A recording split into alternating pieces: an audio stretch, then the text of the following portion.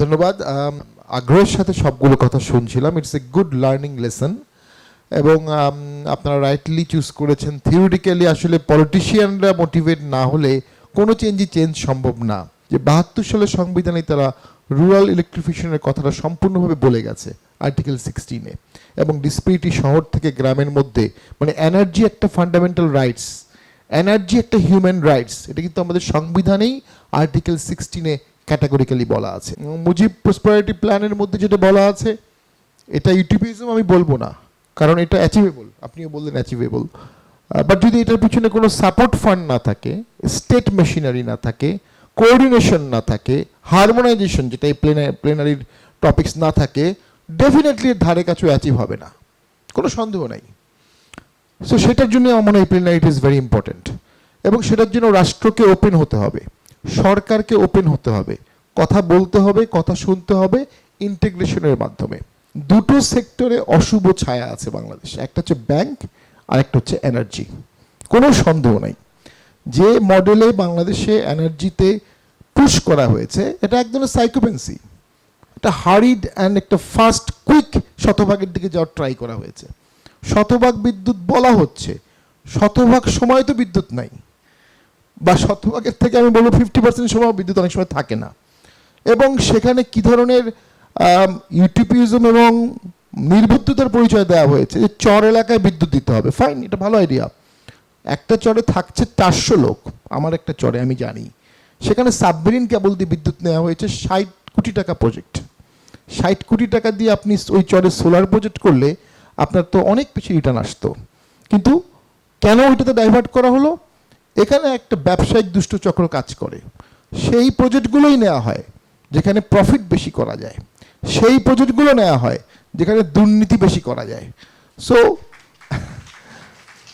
So যেটা খুব important, রাজনীতিবিদ, এমপি, মন্ত্রী বা ব্যুরোক্রেসি অথবা কি পলিসি মেকার্স, তারা এই ধরনের কোনো ব্যবসায় এঙ্গেজ থাকবেন না, অথবা এই ধরনের কোনো ব্যবসা তাদের আত্মীয় স্বজন থাকবে না, because that create a potential danger of bias. যারা পলিসি তৈরি করছে আর পলিসির সুবিধাভোগী যদি এক হয়ে যায়, তাহলে কখনোই দেশের স্বার্থে প্রকৃত পলিসি হবে না। অ্যান্ড ক্যাপাসিটি চার্জের মতো নির্বুদ্ধতা এই কারণেই হয়েছে, ওখানে সবাই সুবিধাভোগী, each and every stake holder.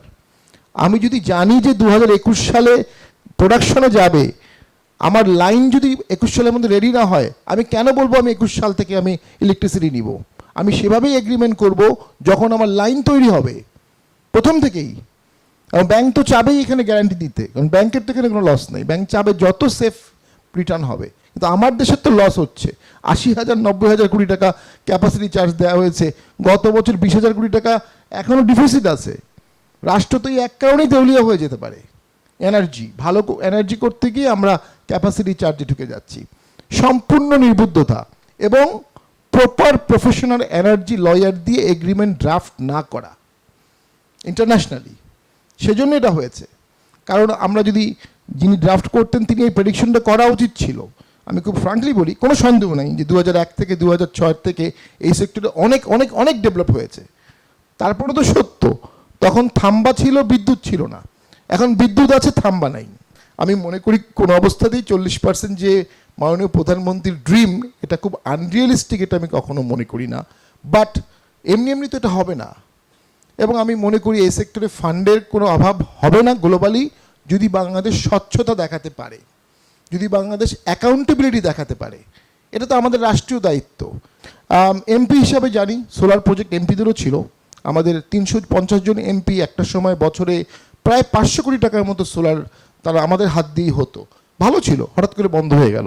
আমাদের সংবিধানে অনেক ওয়াইড ফিলোসফিক্যাল কনসেপশন আছে, রিনিউয়েবল এনার্জি শব্দটা নাই, অথবা এই যে ট্রানজিশনটা হবে ইলেকট্রিক থেকে শুরু করে আমরা যে গ্রিনে বা রিনিউয়েবল ট্রানজিশন হব, এই শব্দটা নাই।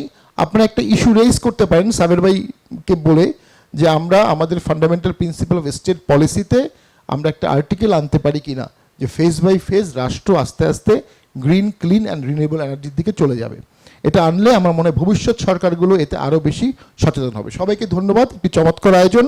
আমার দৃঢ় বিশ্বাস এখান থেকে যে আউটকাম আসবে, যে ফিলোসফি আসবে, যে দর্শন আসবে, সেটা জাতির জন্য একটা দিক নির্দেশনামূলক হবে। এবং এটা এমন একটি ইস্যু, বা এই ইস্যুগুলো এমন একটি ইস্যু এখান থেকে কোনো দেশ, কোনো সরকার, কোনো দল রক্ষা পাবে না। So we all have to work collectively in a harmonised way. Thank you very much.